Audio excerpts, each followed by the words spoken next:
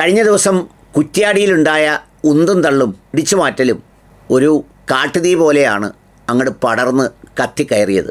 ആ ഉന്തും തള്ളലും പിടിച്ചുമാറ്റലും ആ കത്തിക്കയറലുമൊക്കെ കണ്ടാൽ ഈ ഷാഫി പറമ്പിൽ എന്ന രാഷ്ട്രീയക്കാരനെ എത്ര ആഗ്രഹത്തോടെ വാശിയോടെ എല്ലാവരും കാത്തിരിക്കുന്നു എന്നത് സൂചിപ്പിക്കുന്നതായിരുന്നു ആ സംഭവം.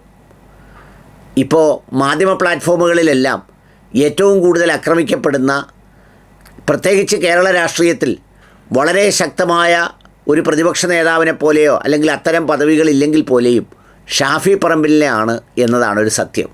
കിട്ടാവുന്ന സന്ദർഭങ്ങളിലൊക്കെ ഷാഫിയെ ഉന്നം വെക്കുന്നുണ്ട്.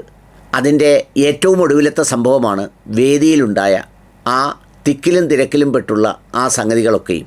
അതിനെക്കുറിച്ച് ചില കാര്യങ്ങൾ പറയാനുണ്ട്. പ്രതിപക്ഷ നേതാവിൻ്റെ പുതിയ യാത്ര ഇങ്ങനെ കടന്നു വരികയാണ്. പ്രതിപക്ഷ നേതാവാണ് യാത്ര നയിക്കുന്നത്. കുറ്റ്യാടിയിലായിരുന്നു കഴിഞ്ഞ ദിവസം ഈ സമ്മേളനം ഉണ്ടായത്. കോൺഗ്രസ് രാഷ്ട്രീയത്തിലെ ഏറ്റവും ദയനീയമായ ചിത്രങ്ങളിലൊന്നാണ് ഇത്തരം സന്ദർഭങ്ങളിൽ വേദി ഇടിഞ്ഞു വീഴും എന്ന് തോന്നിപ്പിക്കും വിധമുള്ള ഉന്തും തള്ളും. മുഴുവൻ ആളുകളും കൂടി ഉന്തോടുന്ത് തള്ളോട് തള്ളാണ്. പിന്നെ ഭാരവാഹി പട്ടികകളിൽ നോക്കുമ്പോൾ KPCC ഭാരവാഹികളും DCC ഭാരവാഹികളും വേദിയിലിരിക്കട്ടെ എന്ന് വെച്ചാൽ പോലും 100 പേരിരിക്കുന്ന ഒരു വേദി മതിയല്ലാതാകും. കഴിഞ്ഞ ദിവസം ഈ യാത്ര തുടങ്ങിയപ്പോൾ ആ വേദിക്കകത്തെ ആ സാന്നിധ്യവും അതിലെ പ്രധാനപ്പെട്ട ഘടകകക്ഷി നേതാക്കൾ പോലും രണ്ടാം നിരയിലേക്ക് പോകും വിധമാണ് എല്ലാവരും കൂടി മുൻനിരയിൽ തന്നെ ഇരുന്നത്.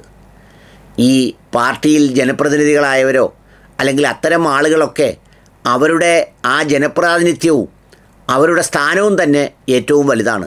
പിന്നെ അതിൻ്റെ കൂടെ ഇതുപോലെ തിക്കിത്തിരക്കി മുന്നിൽ കിടന്ന് ഇടിക്കേണ്ട കാര്യമൊന്നുമില്ല എന്ന് മാത്രമല്ല, ഇപ്പോൾ സാധാരണ ജനങ്ങൾ നോക്കുന്നത് അവരോടൊപ്പം നിൽക്കുകയോ പിന്നിൽ നിൽക്കുകയോ ചെയ്യുന്ന മനുഷ്യരെയാണ് എന്നതുകൂടി മറക്കാതിരിക്കാം. ജനമൊക്കെ പണ്ടത്തെ പോലെയല്ല.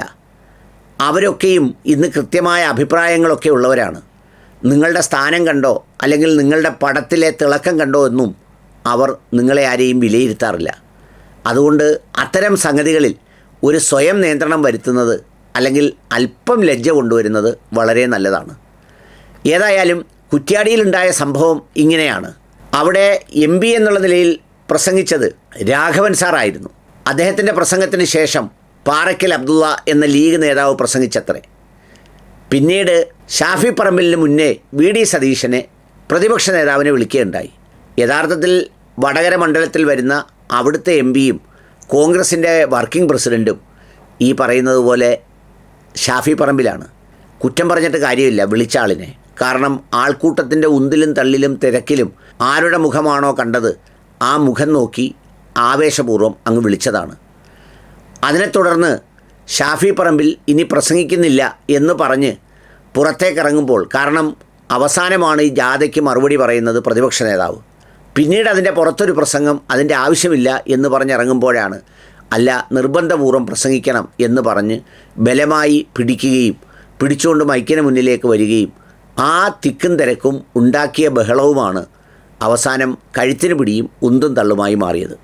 ഈ രാഷ്ട്രീയ എതിരാളികൾ അങ്ങനെ വ്യാഖ്യാനിക്കുന്നതിൽ തെറ്റൊന്നുമില്ല.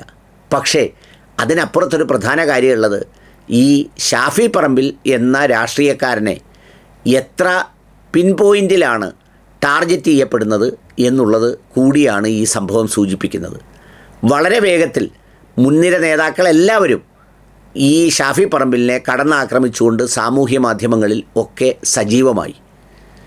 അത് വല്ലാണ്ട് കത്തി നിൽക്കുമ്പോഴാണ് ബഹുമാനപ്പെട്ട മുഖ്യമന്ത്രി പങ്കെടുത്തൊരു വേദിയിൽ സെൽഫി എടുക്കാൻ ശ്രമിച്ച ജില്ലാ പഞ്ചായത്ത് മെമ്പറോട് വ്യത്യസ്തമായി പെരുമാറി മുഖ്യമന്ത്രി മുന്നോട്ട് പോയത്. ഉടൻ മറുചേരിയിൽപ്പെട്ടവർ ആ ചിത്രം പ്രചരിപ്പിക്കാൻ തുടങ്ങി. സംഗതി എന്തായാലും ഇന്ന് സാമൂഹ്യ മാധ്യമ കാലത്ത് സ്വയം മനസ്സിലാക്കി ആവശ്യമില്ലാത്തടത്ത് സംസാരിക്കാതിരിക്കലും ആവശ്യമില്ലാത്തടത്ത് തള്ളാതിരിക്കലും ഇതിനെയൊക്കെ മുന്നിൽ തോന്നിയാസം കാണിക്കാതിരിക്കുന്നതിലും എല്ലാവരും ശ്രദ്ധിച്ചാൽ നല്ലതാണ്.